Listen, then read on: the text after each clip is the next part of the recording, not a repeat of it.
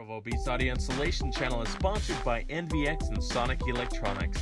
Get 10% off all speakers, amplifiers, wiring kits, and more with coupon code PBAI at NVX. Also get 5% off all car audio components at Sonic Electronics with coupon code ProvoBeast. Provo Beast here, do another install today. Today we're working on this Toyota Sequoia. We're out and about. We're actually not in the shop today, so we're doing a favor for a friend. And he wants to go ahead and replace the factory doubled in to an aftermarket Kenwood doubled in. It's an older Kenwood. Picked it up used just locally here, and so we're going to resurrect it, get it going here. We'll clean up the wiring here. What parts we're going to need in this install today, since he doesn't have the JBL logo or the system anywhere in this, is we're just going to need the normal 70-1761 Metro wiring harness. If you had the JBL system, you'd need that amplified harness. It looks a little bit more like this, and I came prepared with both of them. I'll post in the description the part number of this in the event you have the JBL system, just so you can be prepared. Now, being a doubled in, you actually don't need a dash kit because it's an identical fit. We'll use the factory brackets on the radio as well, and all we need to do is pop this dash bezel out that goes up and around the factory radio.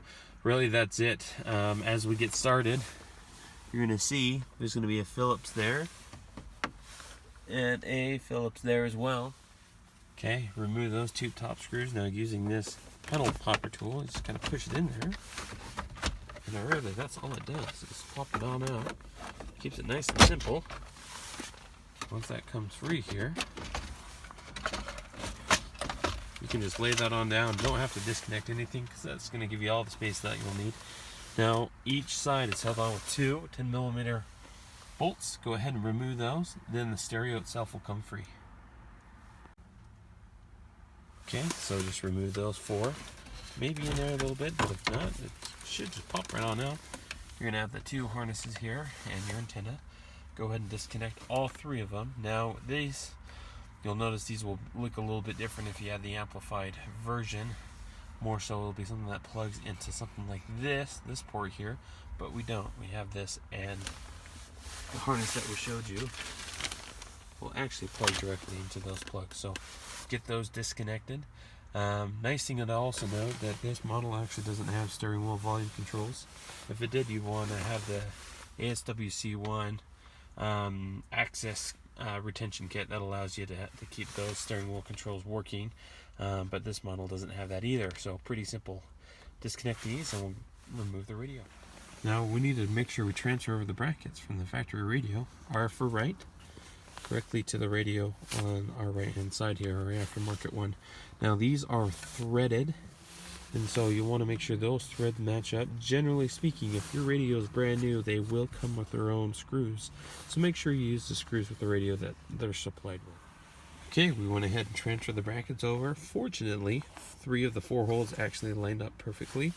And being a Kenwood, and since they're threaded, the Toyota screws are also threaded as well, and they match. So I can use the same actual screws as well.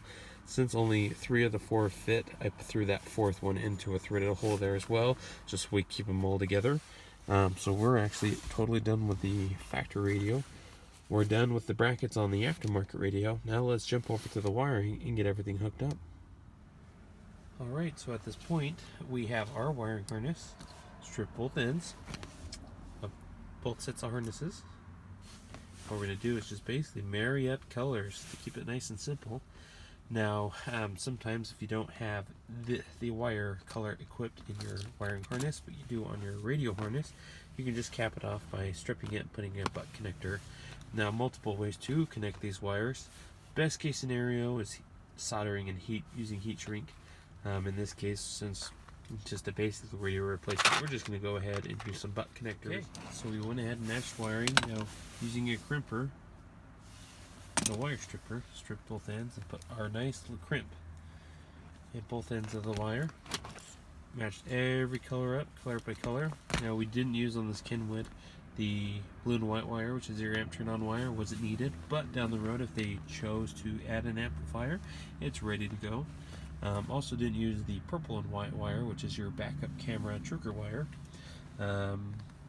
May end up adding a backup camera down the road, but if not, at least that's there and I'll prep for it. We didn't use mute. And then this, if you have a Kenwood, this blue-yellow wire is for your steering wheel control signal wire. But again, he didn't have steering wheel controls in this model, so we'll just leave that capped up. Everything else is cleaned up nice. We're going to use some zip ties and secure everything up. And at this point, we're just about ready to get that radio back in the dash.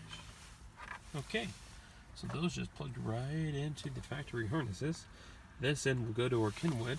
We'll need to make sure we don't forget to plug in our antenna wire, or Motorola input. Just goes on the back of the radio. Okay, so if it's actually in really well, we hooked up everything.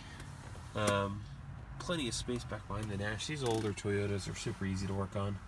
Other than that, let's use our screws from our factory radio and get those two mounted on each side. These are in USB cables, so we're just going to run down to the center console. But other than that, we'll get that bolted up and do a test before we finish everything up today. Alright, got everything hooked up. Sounds good, just randomly on some station that we found. Let's finish everything up. Alright, so it's all back together. We got the two screws in there at the top. Everything pops in, good to go. If you have any questions about this install, just go and post a comment below. Thanks guys for watching, and we will see you in the next video.